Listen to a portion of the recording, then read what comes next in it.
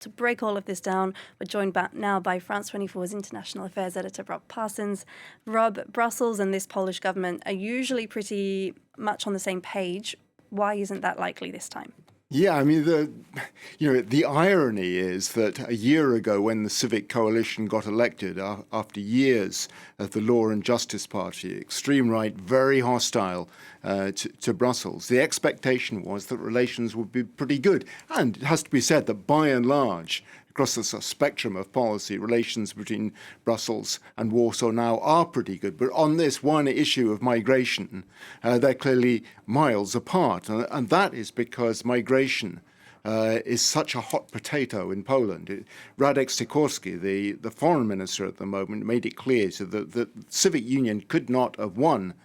So the Civic Coalition could not have won the election a year ago unless it had tried to outflank law and justice on the issue of migration. In other words, becoming even tougher than law and justice. But the problem is, okay, that's got them into office. But now they're on completely the other side of the fence to the European Union on this issue. The problem, as seen from Poland, is that they've become the target of hybrid warfare from Belarus, backed by Russia, on the issue of asylum seekers. They accuse Belarus and Russia of instrumentalizing the right to asylum, bringing in thousands of asylum seekers from across the Middle East, in particular Syria, but also Africa, and sending them to the Polish border to cross into Poland. The idea being to stir up the debate on the issue of migration, not just in Poland, but throughout the European Union as well, appeal to the right and create dysfunction within the European Union and suck in enormous quantities of resources. That is why the Poles are saying that we've got to do something about this. You know, just saying that what we're doing is against asylum policy or against asylum regulations doesn't help us, because we've got an extraordinary situation that needs to be dealt with. Things have got better over the last 2 or 3 years. You know, the peak was August 2021, when the number of asylum seekers went up just in that 1 month, 8 times over the previous year. Now, 26,000 so far this year. That's still too much for Poland, and they're making it clear that they're not going to back down. So what exactly is Donald Tusk proposing? Well, he's proposing what he's calling the temporary suspension of the internationally recognized right to asylum. He's saying that is the only way that Poland can deal with the hybrid threat being presented by Belarus and Russia. Any other way just simply will not work.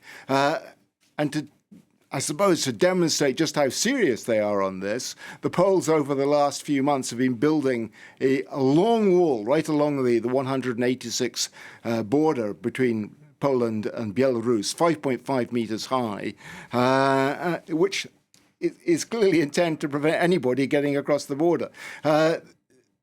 Poland said, this government says, it is essential at the moment, and one has to assume that behind this lies electoral politics, that Poland takes a stand on this. Poland has made it absolutely clear that it will not respect any European idea that attempts to prevent them defending their security.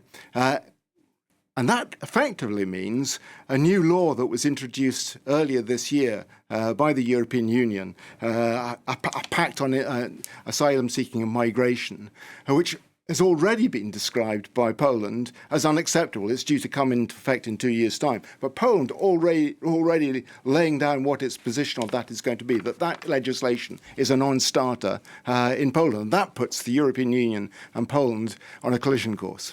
Right, so what is the EU response to this? Well, the EU response is not unsympathetic, it has to be said.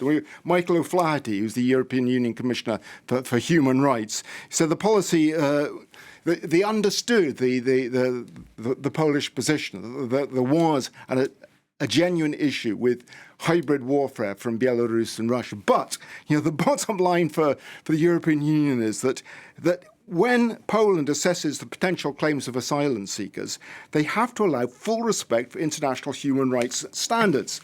I mean, that is the bottom line. There is international law, there is European Union law. By not by suspending the application of those laws, Poland is putting itself outside of the legal system. That is unacceptable for the European Union. The new pact attempts to make things slightly better for countries like Poland by speeding up processes, by speeding up return for those who fail to get asylum. But it's not enough for Poland. This just as it's not enough for other countries like Hungary, for instance. Poland is saying that we will simply not accept this law. All right, Rob Parsons, thank you very much for that analysis.